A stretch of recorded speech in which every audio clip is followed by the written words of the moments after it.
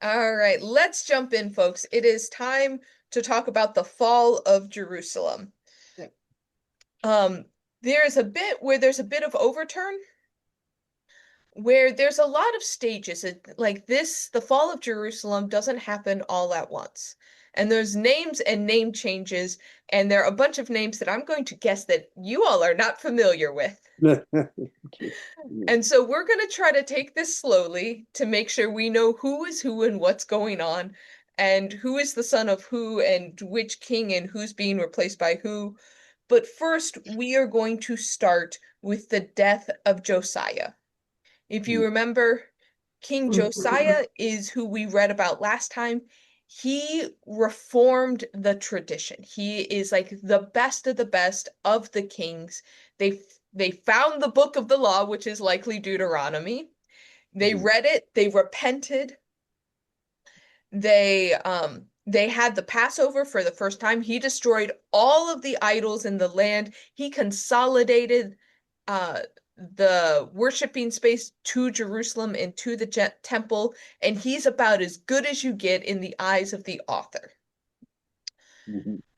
So he met an untimely end when the Pharaoh of Egypt came out and he went to meet him on the plains of Megiddo, which we've talked about this a little bit before. Megiddo is a big flat area, which is a great place for armies to meet with armies and kill each other.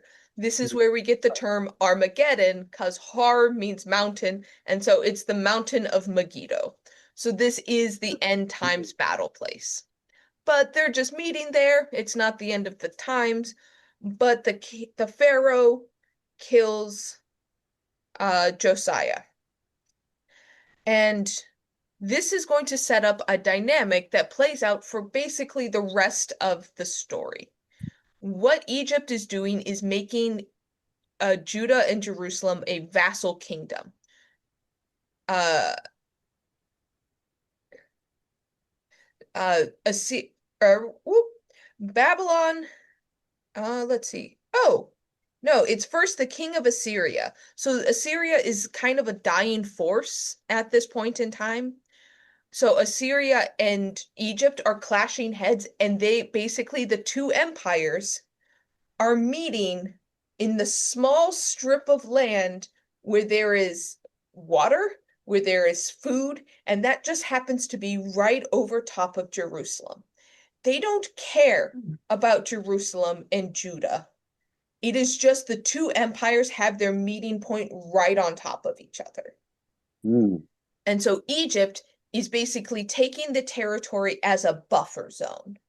And so that's what Egypt wants. Egypt wants a buffer zone because once you get to the Sinai Peninsula, they're way too close to the Nile, which is where Egypt is. Mhm. So this is a proxy war that is now beginning. Any questions on kind of that little bit there? Yeah, Gretchen. This is just an aside completely. Mhm. When I went to Megiddo, we had to do a presentation on it. And so we took for the group to have Necco wafers in case any of you are familiar with that candy. And so we could remember Pharaoh Necco. Necro. That's awesome. So this was it. In a way, there's an odd thing about this about Josiah went up to meet him, Hmm. Assyria or the Pharaoh. It doesn't. You're not. It's not.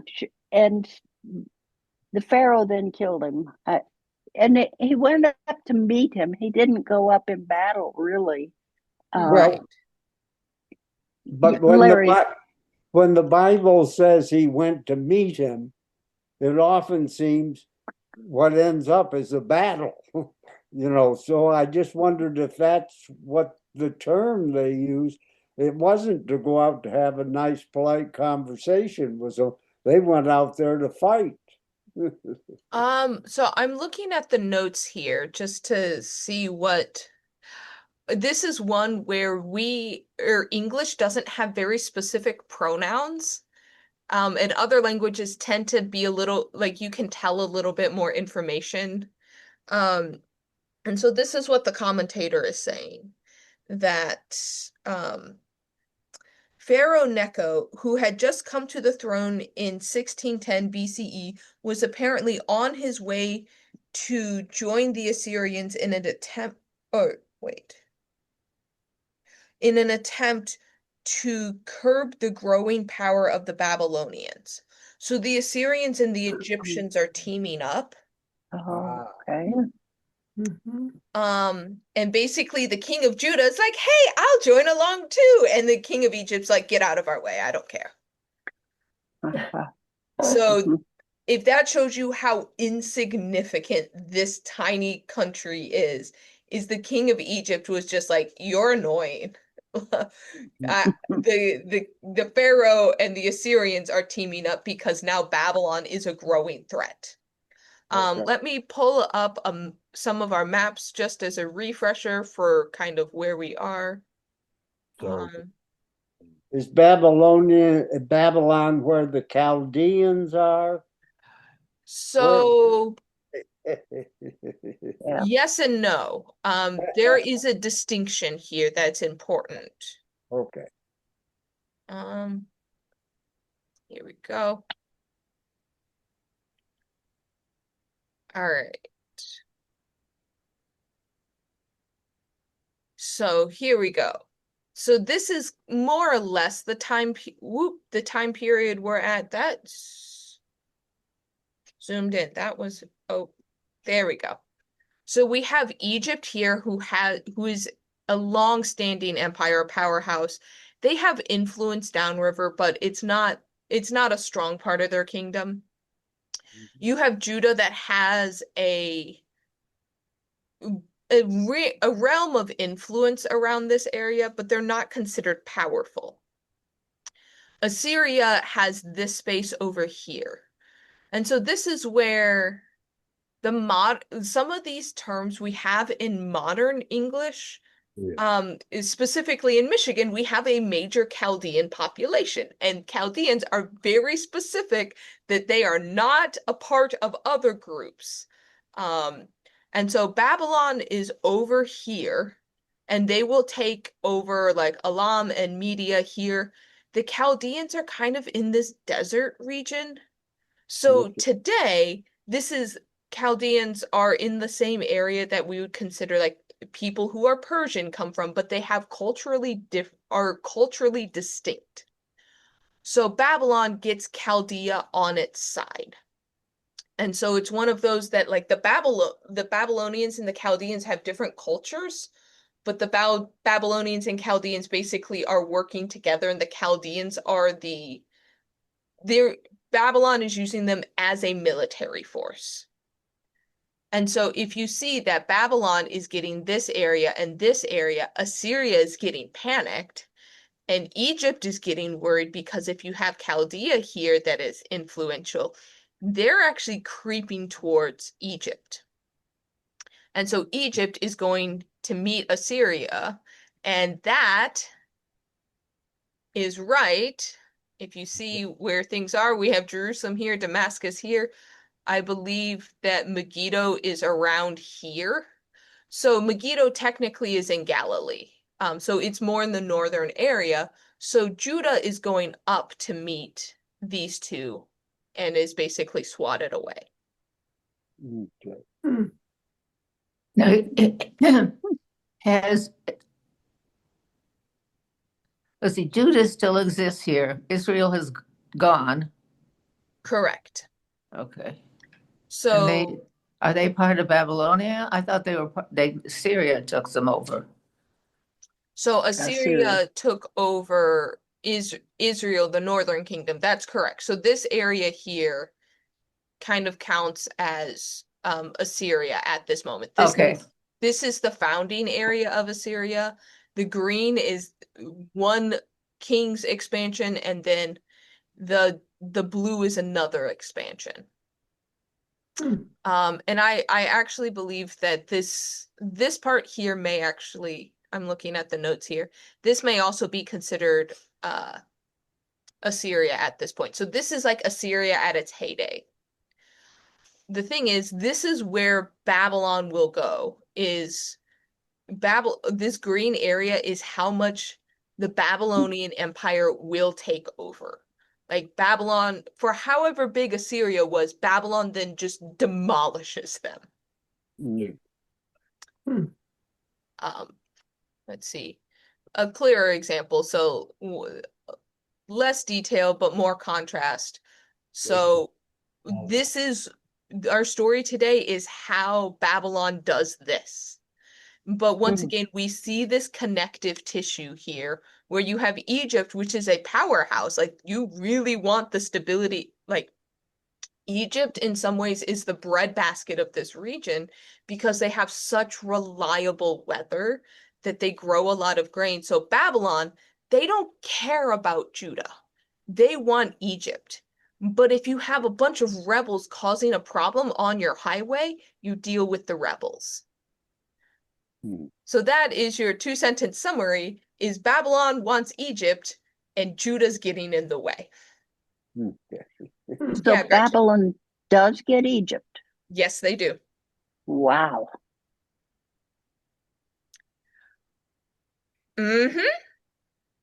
So this happens in stages, and so this is the beginning of it, which is why we didn't cover it last time. Josiah wants independence, is not going to fall in line, but basically gets killed because he tries to enter international politics. So instead, then the Pharaoh, in order to make Judah a vassal kingdom, he kills Josiah and then installs the king that he wants. He chooses which of the sons, which makes it so the son is now basically owes a debt of his reign to the Pharaoh. And this is going to happen multiple times. If a bigger kingdom chooses the king, your reign is indebted and you have to obey what they tell you to do. So basically, Egypt is like, I don't want to deal with you as an equal. I want to deal with you as a vassal. So the next person to come to the throne is Jehoahaz. Bad.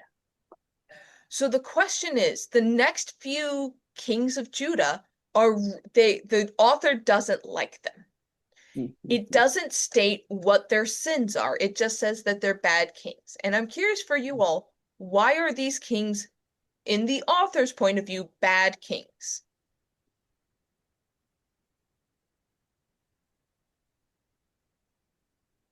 Isn't it because they're not following the beliefs that they should? In what ways are they not following beliefs? Because we don't get a lot of detail of what they No. are and are not doing. So it doesn't say they're worshiping Baal. It doesn't say they're setting up high places of worship, which is what the other kings are doing. So what are they doing that's bad? Well, they aren't celebrating Passover, apparently. Yep, Passover's also not trendy anymore, so we're not celebrating Passover.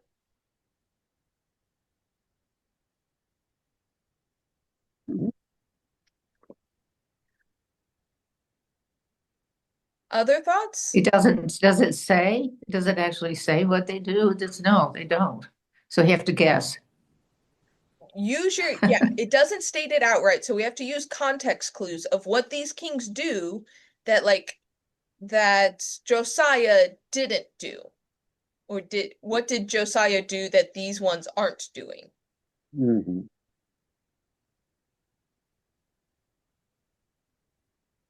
He did what was evil in the sight of the Lord.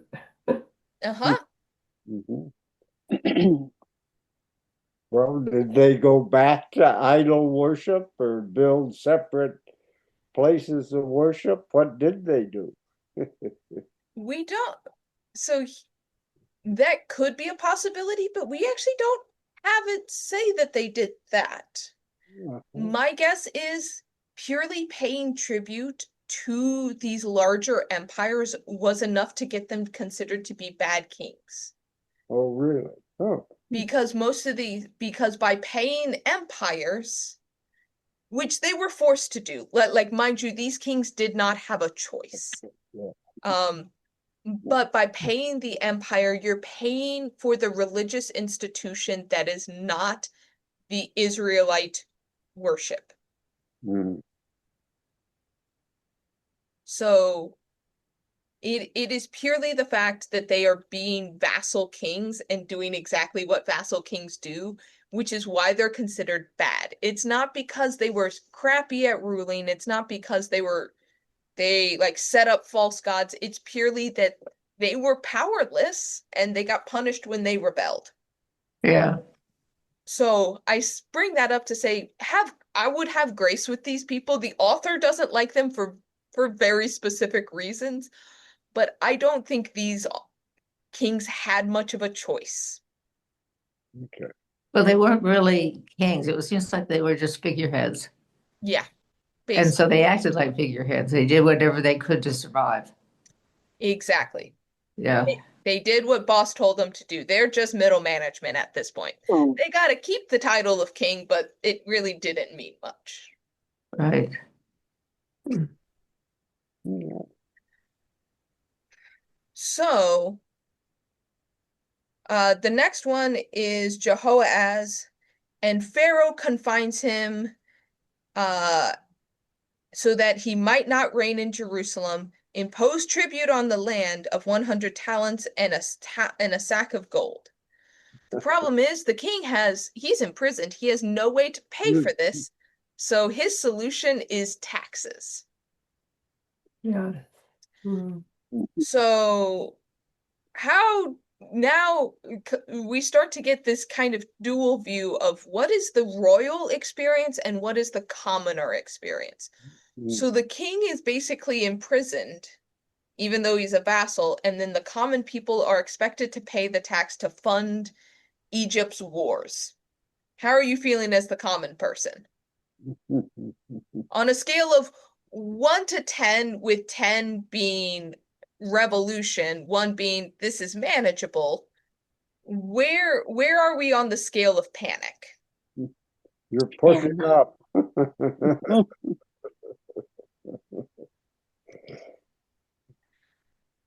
They understood what was going on, I'm assuming. They understood that the king was a vassal and Mm-hmm. well, did they understand? Like, are you saying like, well, they took that into account when they were forced to pay these terrible taxes?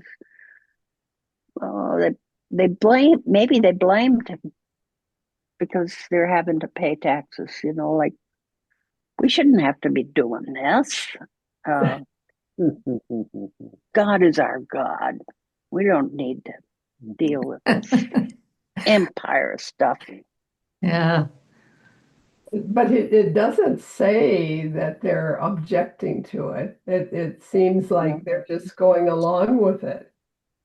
So the authors don't really care about common people. I will say that. It is very What? clear that they are not recording the commoner's experience. They're actually very No. dismissive at times. But I think it's an interesting contrast of like how much do the farmers know? What the farmers know is a bunch of people in strange clothing came, killed their king, installed another one, and now most of their farm produce, they don't get to put it in storage for bad years. It's being extracted. The other thing is they don't have maps. They don't understand. Like they have a concept of, oh, Egyptians came and told us to pay things. They don't have any idea where Egypt is. They don't know what Egypt is like. All they know is bullies came and now are taking our food. So who are you blaming? Oh yeah, Gary? Well, also, based on the fact of the very poor communication, they're very limited. They may not have any idea how big this issue is.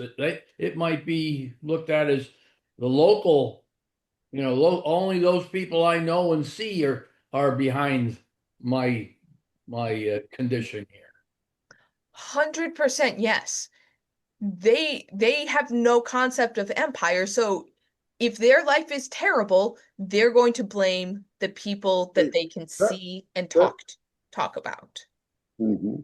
That's another reason why I'm going to think that these kings get called bad kings is because the people don't understand what it means to be Pharaoh. Yeah. Well, look, it's still true today. Who gets blamed for our terrible economy? The guy that's in charge, you Mm-hmm. know? Yeah.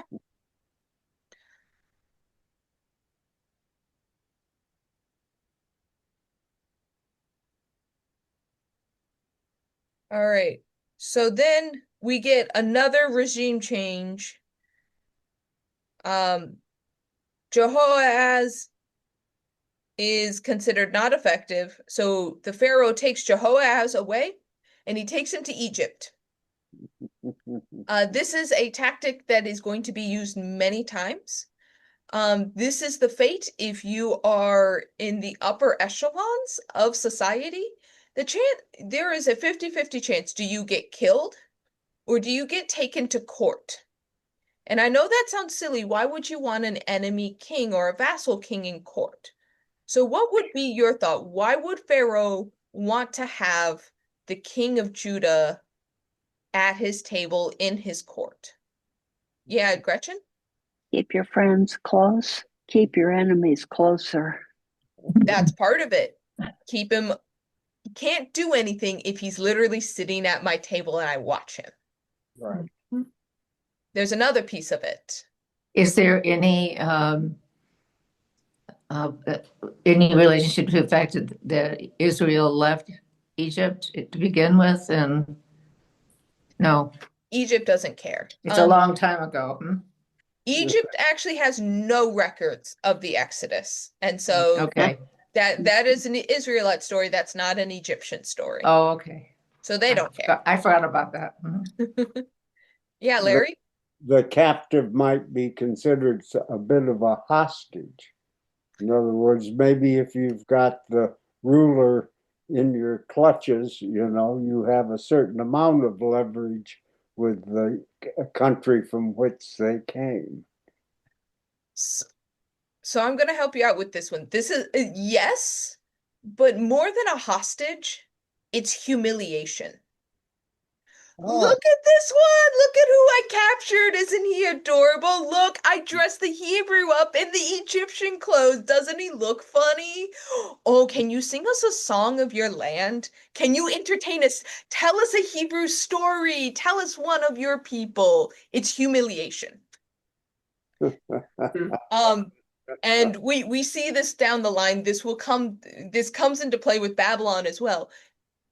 The Pharaoh probably has a collection of rulers and their entertainment. It's called colonialism now. Yes. Mm-hmm. Yeah, the courts of Europe did the same thing. Anyways, Oh. so the Pharaoh installs Jehoiakim, and he is now governing over Judah. So we got one king. He's our entertainment in court. We installed his brother, and hopefully his brother is a little bit more gracious towards our benevolent rule, is kind of the thing. So once again, the younger brother is installed. Hopefully he obeys a little bit better than his older brother did. But then we have 11 years. He managed 11 years, which is pretty significant. It is, yeah. 11 years as a vassal of Egypt. Like that, and we don't get rebellions, we don't get reports, we don't get like anything terrible happening in those years. That is until King Nebuchadnezzar comes. And this is the same King Nebuchadnezzar as Shadrach, Meshach, and Abednego. If you remember that from Sunday school, same Nebuchadnezzar. This is the famous king of or emperor of Babylon. So this is like the guy who did the huge amount of expansion to the Babylonian Empire. And he has come up And King Nebuchadnezzar basically comes, he takes over. And like I said, this area is considered a highway to Egypt. And so this first pass, Jerusalem doesn't actually put up a fight. They just change who they're paying tribute to, except that after 3 years, Jehoiakim rebels. So, what do you make of this? You go from one bully to another bully, and after a few years, you rebel against the new bully. Why do this?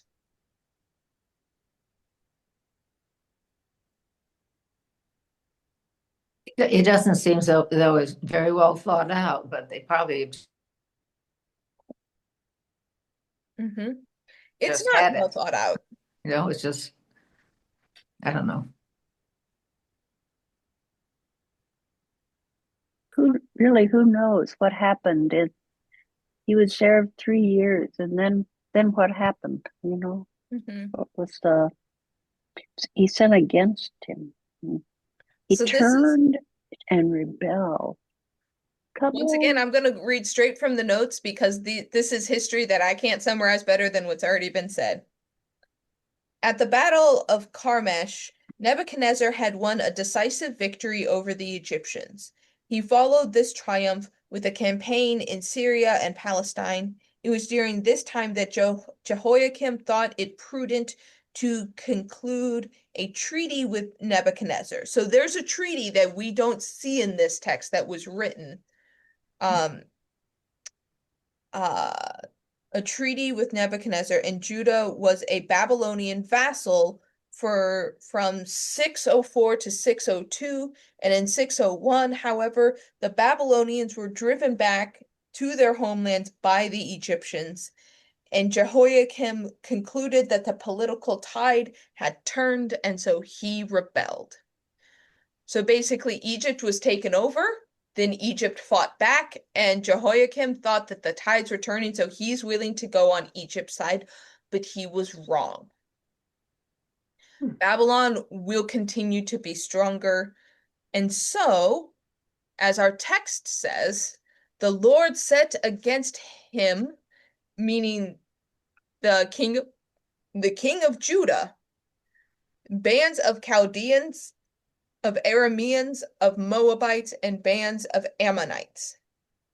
He set them against Judah to destroy it according to the word of the Lord. So what do you make of this, that this action, rebelling against a vassal king, is actually considered bad, and God's punishing the king of Judah for doing it? How are they making sense of it?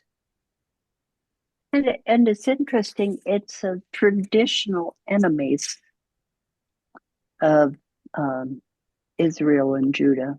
The Moabites, Ammonites. We don't have the Perizzites and but we've got traditional people who come against, and in the past Judah prevailed, or we get the idea that they may have prevailed, but now even those are coming up. That's humiliation. That is humble pie. Yeah.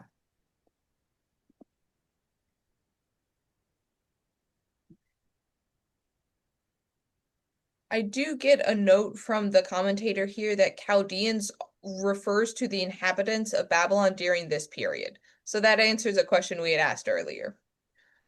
But the Babylonians are able to use other groups of people and deploy them, because Babylon has many vassals at this point. It's how they kind of rule, is they take over a space, but they are also like just sending armies from other groups. And so, yeah, you can see Babylon saying, okay, Moab, send your armies, go punish this area. They're being annoying. Instead of sending the Babylonians themselves, he can deploy other groups. So the question is, why? Why is Judah being punished? Because we have a section from verse 2, 3, and 4 kind of give us a little bit of an explanation here. Why is Judah being punished? What was their sin that God's holding against them?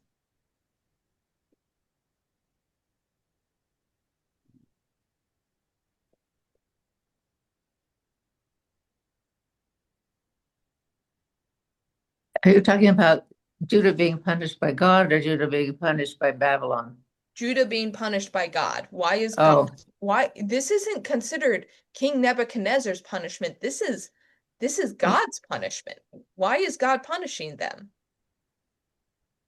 apparently because they aren't following they aren't following the rules. Which And rules, though? We get a little bit more of a definition here. religious, I don't know. I can't remember in the text, but it seems to be the religious rules.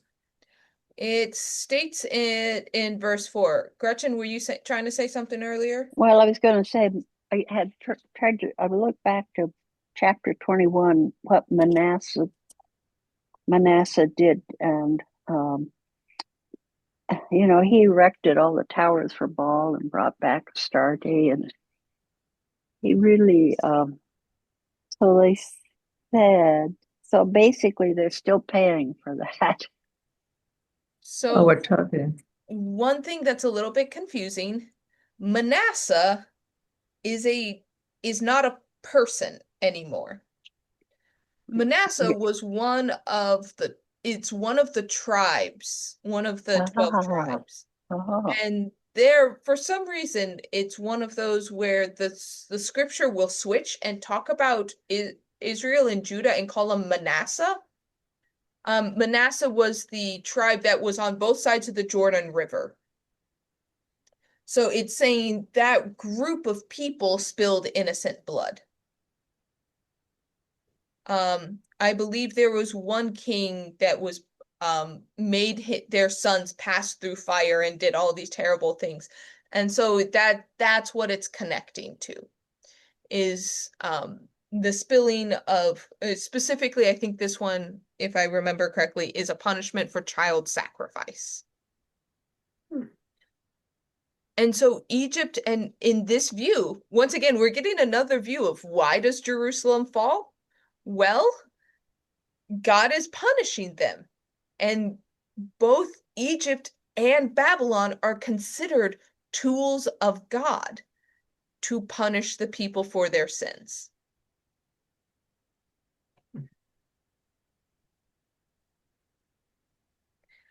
At any rate, at this point, we are told that the king of Babylon has taken over all what belongs to Egypt. And so now it's just the Babylonians that we have to be concerned about. But Jehoiakim, who rebelled, passes away, and his son succeeds him. And the kings of Egypt did not come again for the land. So Egypt is no longer in the running after this. Babylon has taken care of them. They are subdued. And Jehoiakim, at 18 years old, begins to reign, and he reigns for 3 months.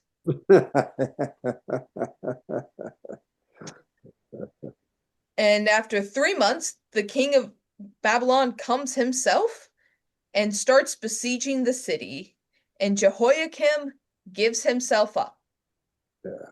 So what do you think of this? Why, when the king of Babylon comes and sets up troops around, after 3 months, you're like, okay, I'm here. Here's the queen mother, my servants and the palace officials, they all basically wave the white flag and say, hey, we're here. Why is that the choice? Why does this one make the choice to give up almost immediately? What is he hoping for? To stay alive. Yes, he wants to stay alive.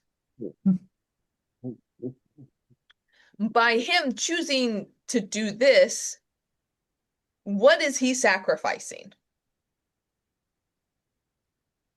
Well, he became the prisoner of the king of Babylon. So he gave up his freedom here. Mm-hmm. But he's not king anymore, right? He is not king. Because he gave himself up, he's probably not locked in the dungeon, is the thing. You get better treatment if you walk out with your hands up. Oh, Why does Babylon want the palace officials? The servants and the officers, why does Babylon want these people? Why would they accept them alive and not kill them? Because Babylon doesn't kill these people. And we actually get a list where um after the king gives himself up, they take away the treasures of the house of the Lord, like every other person that comes in. So we take out every valuable thing possible.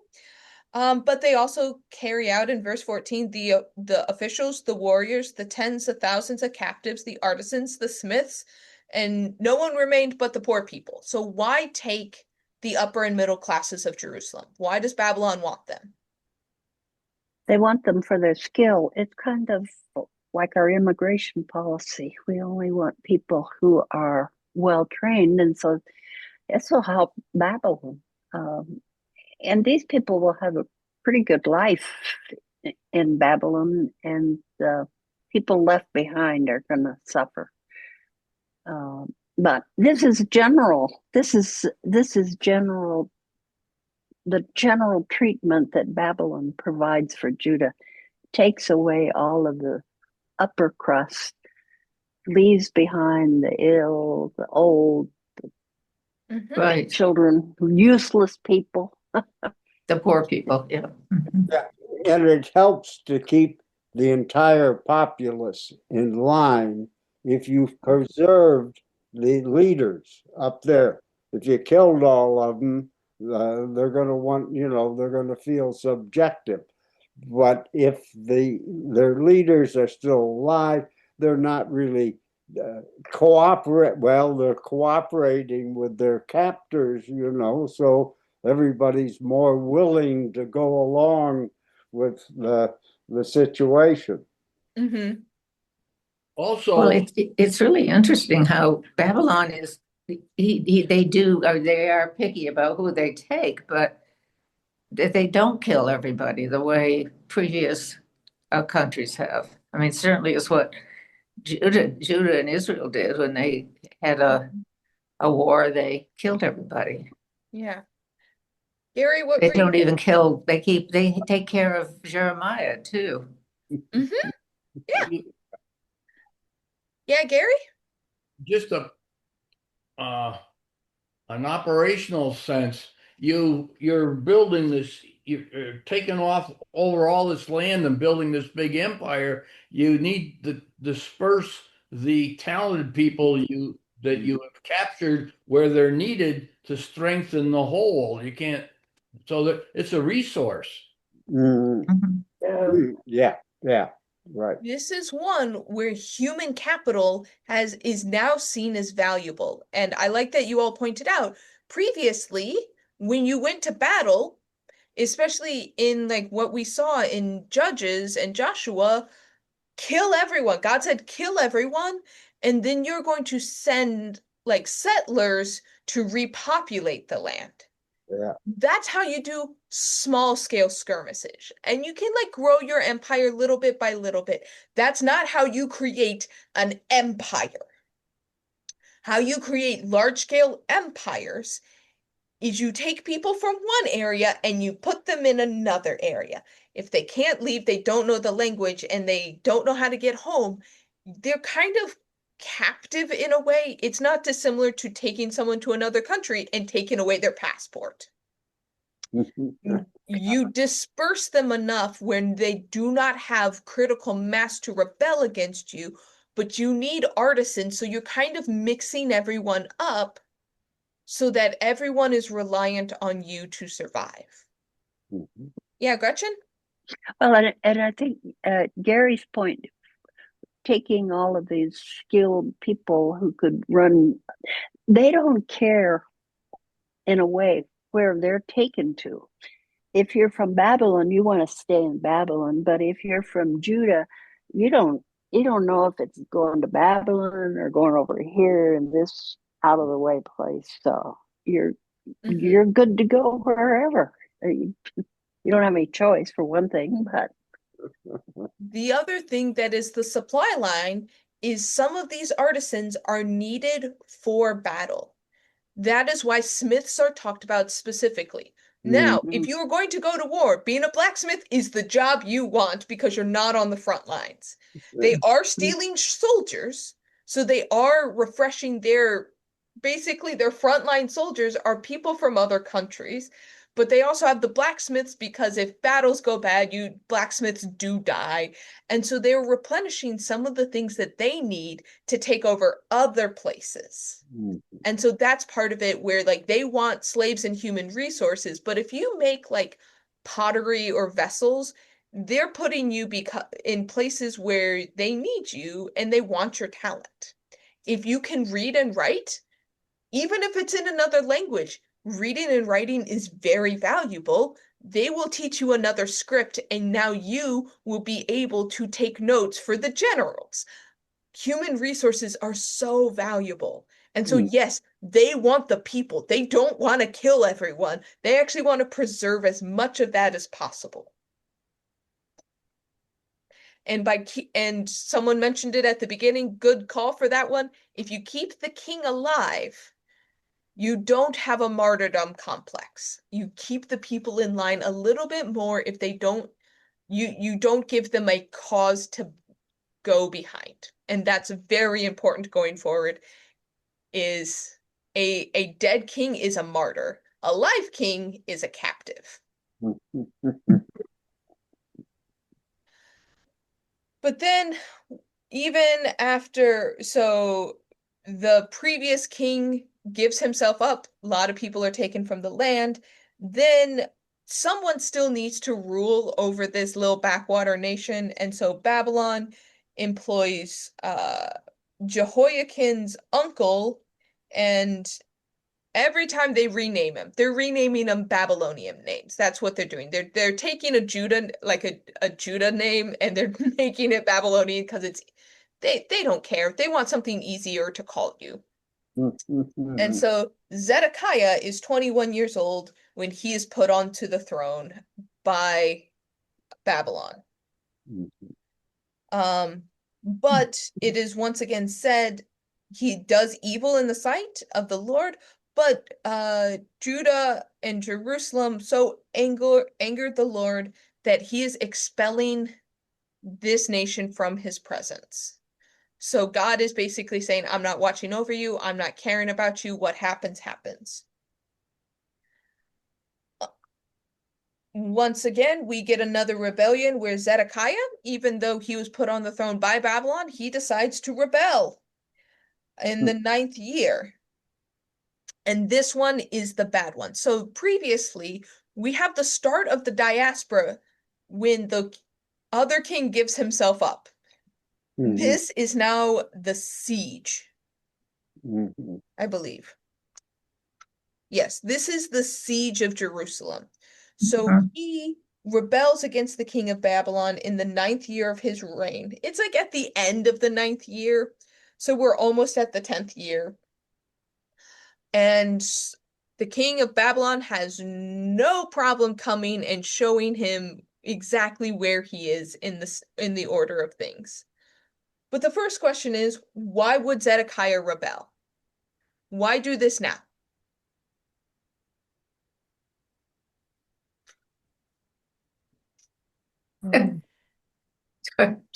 What is it like for the common person now to live in Jerusalem? How has it changed? Before you were a vassal of Egypt and you were paying taxes to Egypt. On a scale of 1, everything's okie dokie, to 10, unbearable, how bad have things gotten? Well, they're still paying taxes. They are still paying taxes, but what happens when you, a peasant, are trying to plow a piece of a plot, and your horse throws a shoe? You don't have a blacksmith anymore. What happens when you inherited your mother's pottery and your child bumps it on the table and the pot that holds the water breaks? What do you do? You don't have a potter in town anymore. Yeah. So as things continue on, they have no tradespeople, and these are impoverished people anyways.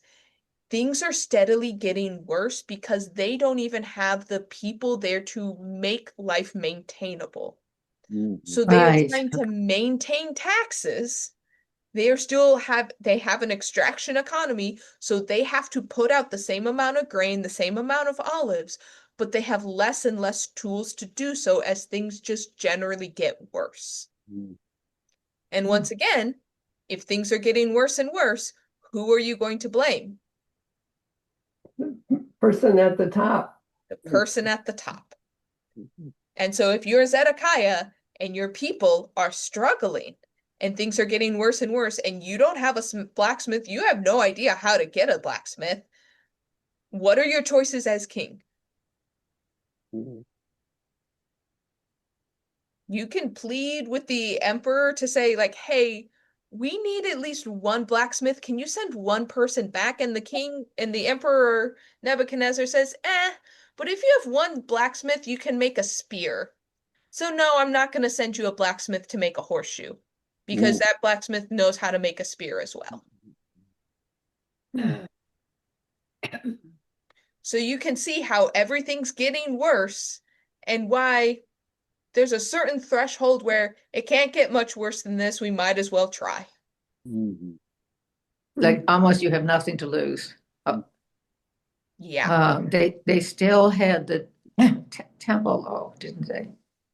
It's this time that the temple is totally destroyed. The temple, yes, the temple is still standing. It Yeah, has nothing value. Well, it has almost nothing valuable in it. right. But they do Still have their standing. temple. They still have their houses, Mm-hmm. but things are bad. Mhm. Mhm. However, Nebuchadnezzar comes in and he besieges the city for over a year. They built siege works around it, and in the 11th year of King Zedekiah, so they started at the end of 9. We went a whole year with siege works, and we're into the 11th year. That means that the army, if you remember, Jerusalem has walls. Yeah. Yeah. And so it's really hard for the army to pass, or like that is a protective layer to it. They do have a water source, but all of their farmland is around the outside of the city. Yeah. You cannot, they may have some animals in the city, but they cannot graze it outside. So this is a game of chicken. Who Mhm. blinks first? The army that's just sitting around doing nothing, they may be build siege, they're probably working on the walls. So siege ramps are those earthen ramps to get over. They may be hacking at the walls, trying to like get some of the stones to loosen so you can get a hole in it. And in the center, people can't leave, and you are reliant on the food that you've been able to store up over years. Mhm. So now, as an average person who is in the city, who has an army camped around you for a year, and you haven't been able to leave the city, how are things? And that scale of 1 to 10, we're creeping really high up there, aren't we? Of like bad to worse. Yeah. Then the food runs out. Mhm. And that's the point of a siege, is the ultimately, unless you have a supply line, the army will win because typically a city runs out of food first. And at the same time, there's a hole in the wall. The army finally makes a hole in the wall and is able to infiltrate the city. So people who are the cities that are under siege and they don't give up, and almost everybody dies of starvation. I've always wondered Mhm. why they don't give up. Did they assume it's starvation or being slaughtered? Mhm. Basically. Okay. Well, it's like when the Romans besieged Masada. The troops up there, they committed suicide. Yeah. Better to die by our own hands than die by the military. Yeah. Mhm. There's because in a harsh way to say it, when it comes to war and ancient wars, there are things worse than death. Yeah. Unfortunately, that's just a reality. There are things worse than death. Gretchen, did you have something? Well, they didn't have a choice. I guess if you might say, well, they could have given up, but the king was trying to save himself, so he tries to get out. I mean, ordinary people don't have choices in these things. Yeah. And that's not back then, it's also now. Mm-hmm. Yeah, They're stuck.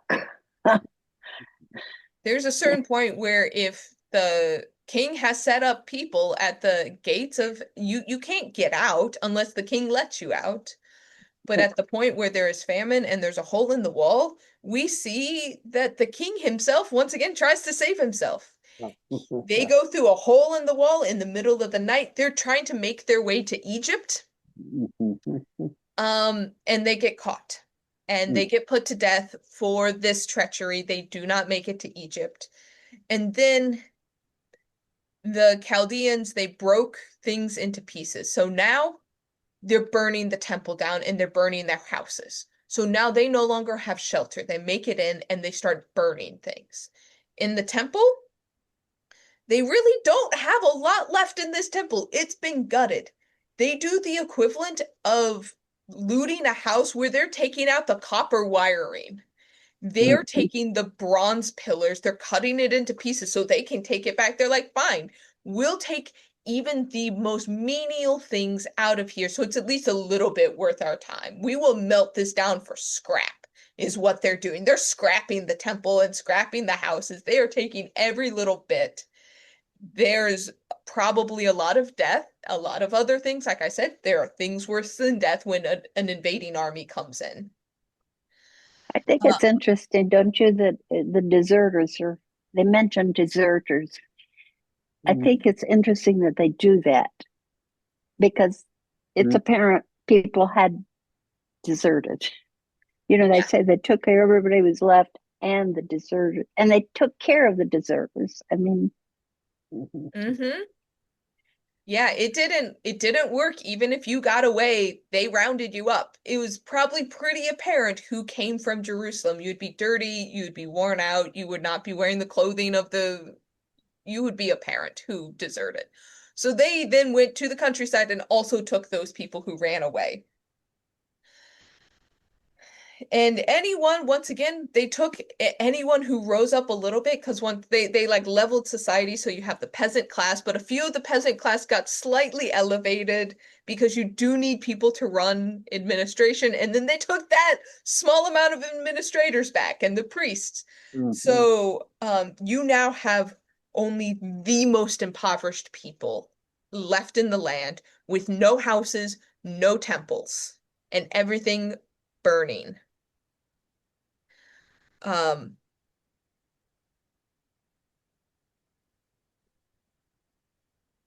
and then we have another person appointed, Galdea, son of Akim, who is made governor.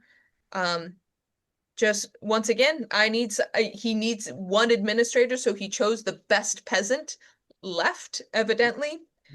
But the Chaldeans, who are it does sound like the Chaldeans are a subgroup and they didn't like that someone from Judah was put over it. So the Chaldeans come and they attack and they kill that guy. And then the rest of the people that could left for Egypt. Egypt, while a vassal kingdom, is a better off than where they are. This is one where it's like, do we want to be in a ghost town or do we want to be in a vassal kingdom that at least has food?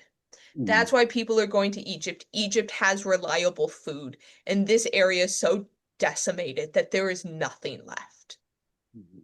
The only people who stay are the people who don't even have enough food to make the journey to Egypt. If that tells you how empty and barren this place is. But then we get a little bit of a zoom over to Babylon. We see that King Jehoiakim, who he was the one that was caught and had his eyes gouged out. So previously they didn't kill the king, they just gouged his eyes out, which means he's alive, but he can't do anything. He's a disabled king.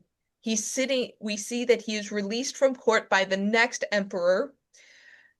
Once again, this is humiliation. Where look at this king that I have in my court. Oh, look, he's blind. He can't do anything. We'll give him some money because he is king. So he has a little bit of, he doesn't have a terrible life, but he's basically a sideshow for the Babylonians. And we see that he is able to eat at the king's table and sits there every day. So what do we think about this, about how the history ends? Because this is the end. This is the end of the history books for the kings of for the kings of Judah. And it ends by saying the king is alive and he's sitting at the table of the emperor. Why end with this? What does it leave open?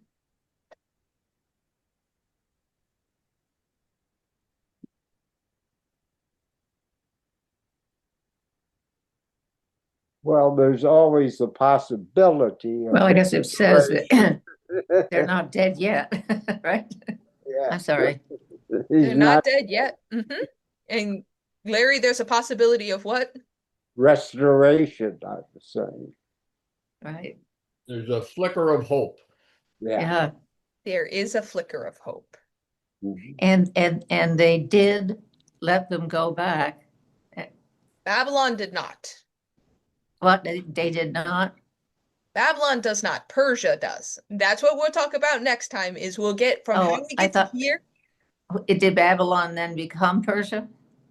We'll talk about it next time. That's what all Oh, okay, I thought they were the same thing. All right. So it's one of those things where this is not the end of the story. This is the end of the history. Okay. We started in Genesis with the stories of creation, with the founding family. We get the story of Exodus, of how this people group formed, how it populated this area. And this is the end of the history book. Or like the history section. We've talked this we should not treat this as history, but this part is as close to history as we can get. This part was probably being written down very soon to when it happened. This is one where the timeline of when it is written and when it happened is very close together.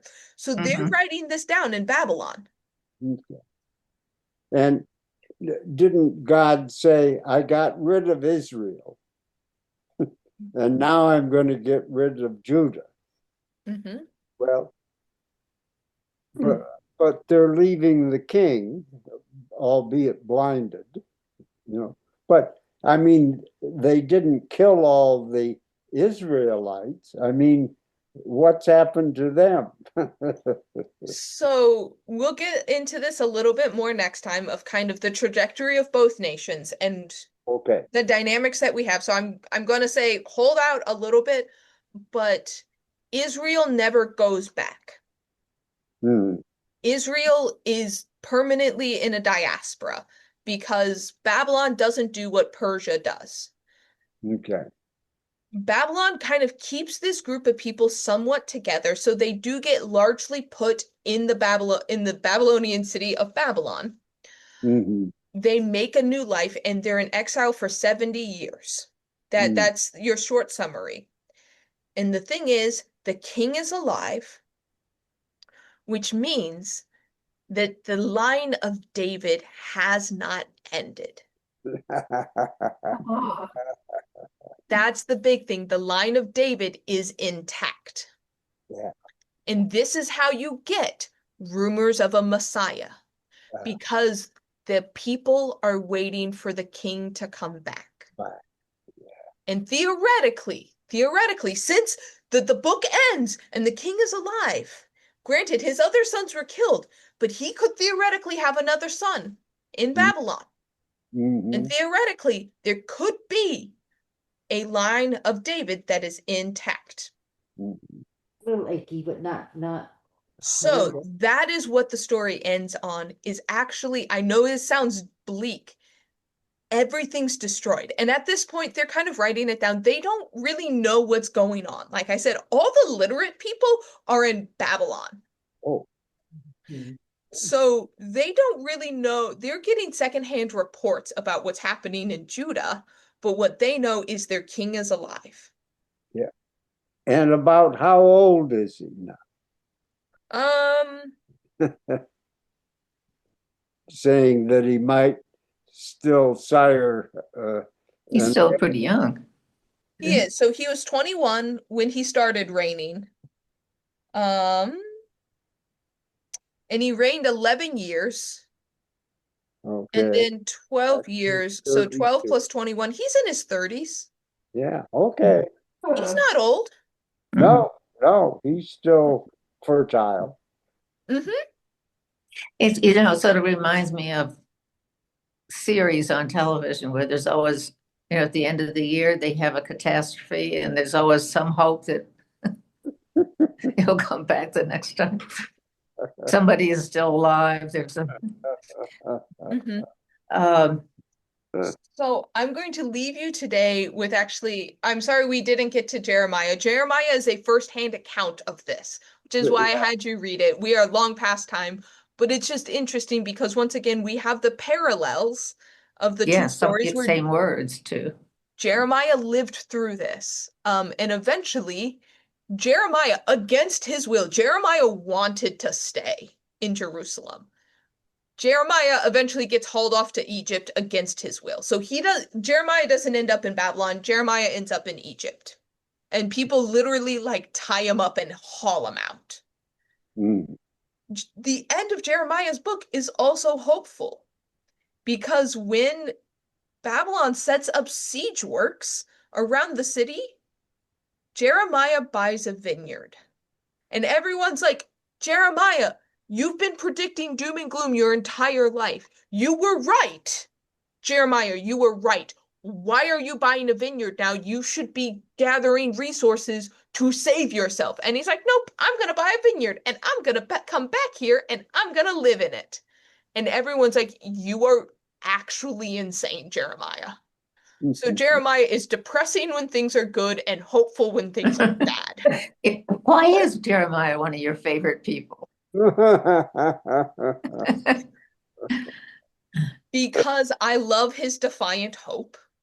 There's other reasons that it will take too long to explain. Jeremiah Okay. is complex. I like that he is unabashed. He doesn't mince his words, but I also like the hope that he has when everything's going wrong. I Yeah. love that part of the book is actually the end. But the thing that I will leave you with is actually from Isaiah, and it is a Christmas verse, but I hope you understand it a little bit more now, is from the stump of Jesse will spring a branch. Jesse is King David's father. From the stump of Jesse, from the stump of David's line, a branch will grow. And so that is the hope of the people in exile, is from the remnant, something will emerge. So with that, there's a lot of questions that we have of where it goes from here. I'll put together next week. Read a little bit from Isaiah. It should be in the Northminster notes.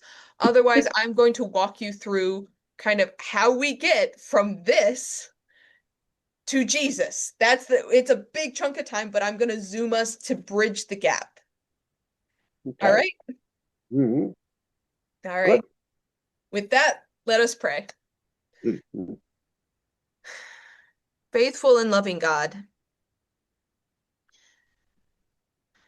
we know there are times where it feels like all is going wrong and all is breaking apart and that things couldn't get worse.